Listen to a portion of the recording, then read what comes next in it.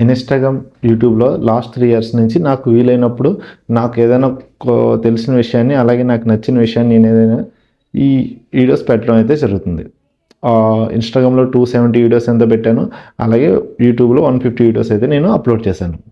కానీ చాలామంది అడిగే క్వెషన్ ఏంటే, ఇన్ని వీడియోస్ పెట్టావు కదా! దీని అంతటికి నీకు ఎంత మనీ వచ్చిందని అయితే చాలామంది అడిగారు. వాళ్ళకి నేను చెప్పేదేంటి, నాకు ఒక్క రూపాయి కూడా రాలేదు. ఒక్క పైసా లాభం కూడా అయితే దానివల్ల నాకు కలగలేదు. దీని ద్వారా నేను సంపాదించేది రూపాయి లేదని ఖర్చు పెట్టింది అయితే చాలా ఉంది. అది ఎంత ఉందంటే, నా పర్సనల్ విషయాన్ని కూడా నేను ఎప్పుడు ఖర్చు పెట్టుకోలేదు. కానీ ఈ వీడియోస్ కోసం అని చెప్పి ప్రతిదీ కొనడం, దానికోసం ఎక్స్‌పెన్సివ్ కొంచెం ఖర్చు పెట్టడం ఇలా కూడా జరిగినాయి. ఒకసారి నేనేం ఖర్చు పెట్టాను ఏంటన్నది కూడా ఒక్కసారి కొన్ని మాత్రమే ఇవి. ఇంకా నేను 3 ఇయర్స్‌లో ముందు ఏమి కొన్నానో నాకు కూడా తెలీదు. కానీ ఇప్పుడైతే ప్రస్తుతం నా దగ్గర ఉన్నదైతే మీకు ఒకసారి నేను చూపిస్తాను. ఫస్ట్ అయితే చూస్తున్నారు కదా, ఇదైతే ప్రెజెంట్ నేను ఏ మొబైల్‌తో వీడియో తీస్తున్నానో ఆ ఫోన్ ఇది ఐఫోన్ 15. ఇది ఒక 70,000 అలాగైతే నేను కొన్నాను. నెక్స్ట్ వచ్చి ఐప్యాడ్ 9 జనరేషన్. అప్పుడు నేను 30,000 కలా అయితే దీన్ని కొన్నాను. తర్వాత దాని అడాప్టర్లో ఇంకా పెన్ డ్రైవ్లు, ఇంకా కార్డ్ డ్రైవ్లు, సెల్ఫీ స్టిక్, ఇంకా మైక్. ఇప్పుడు నాకు వాయిస్ మనకి వీడియో క్వాలిటీ ఎలా ఉన్నా సరే ఈ మనకు ఆడియో క్వాలిటీ బాగుండాలని చెప్పి మైక్ అయితే ఒక 6,500కి అయితే మైక్ తీసుకోవడం జరిగింది. అలాగే ఐప్యాడ్ హోల్డ్ చేయడానికి స్టాండ్.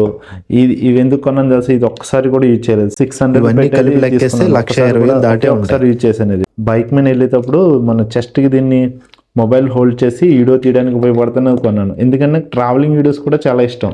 కానీ మనకు దొరికే కొద్ది టైంలో ఇవన్నీ అవ్వవు. కానీ ప్రతిదీ ఏదో అవసరం పడుతుందని పిచ్చితో వీటిని అయితే కొనడం జరిగింది. ఇంతకుముందు మైక్లో ఒక 2 మైకులు అయితే కొన్నాను. దీనికన్నా ముందు అవి యూజ్ లేకపోతే ఇది కొన్నాను కాబట్టి వేరే ఒకరికి అయితే ఇవ్వడం జరిగింది. మరి ఇంత ఖర్చు పెట్టాను కదా, మీరు అనొచ్చు ఇంత ఖర్చు పెట్టి నువ్వేం సాధించావంటే, సెల్ఫ్ కాన్ఫిడెన్స్ మాత్రం నేను సాధించాను. వీడియోస్ తీయడంలో కానీ, మాట్లాడడంలో కానీ, చెప్పడంలో కానీ. ఇప్పుడు మీతో మాట్లాడితే నేను ఏది స్క్రిప్ట్ రాసుకోలేదు. అసలు నేను ఇది మాట్లాడతానని నాకు కూడా తెలియదు. జస్ట్ ఫోన్ ఇలా తీసాను, మీతో జస్ట్ మీరు నా ముందున్నారని చెప్పి నేను మాట్లాడడం స్టార్ట్ చేశాను అంతే. కానీ ఇదే ఒకప్పుడు ఇంత మాట్లాడాలంటే ఒక గంటలు ఆలోచించేవాడిని. ఏం మాట్లాడాలా, ఎలా మాట్లాడితే మీకు అర్థమవుతుంది. ఎందుకంటే ఏది మాట్లాడినా షార్ట్గా మాట్లాడాలా, మీకు కరెక్ట్గా పాయింట్ మీకు అర్థం అవ్వాలి. అర్థమైంది కదా ఫ్రెండ్స్. నేను చేసే జాబ్కి, నాకున్న టైమింగ్స్కి చాలా కష్టం వీడియోస్ తీయడం. అయినా సరే నేను నాకున్న రెస్ట్ టైంలోనే నేను వీడియోస్ అయితే చేస్తుంటాను.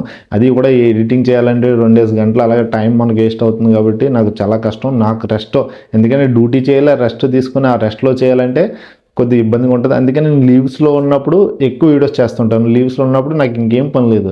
ఏదైనా పర్సనల్ పని చూసుకొని ఇంక వీడియోస్ తీయడం ఒకటే పనిగా పెట్టుకుంటాను. నాకు నచ్చినవన్నీ నేను వీడియోస్ తీస్తూ ఉంటాను. బయట అందరూ చేసే వాటికన్నా నేను కూడా పర్లేదు, వాళ్ళతో పోటీ పడగలనని నమ్మకం అయితే నాకు వచ్చింది. అందుకనే మీ సపోర్ట్ ఇప్పుడు నాకు ఖచ్చితంగా అవసరం. ఓకేనా friends, thank you for watching. జై హింద్.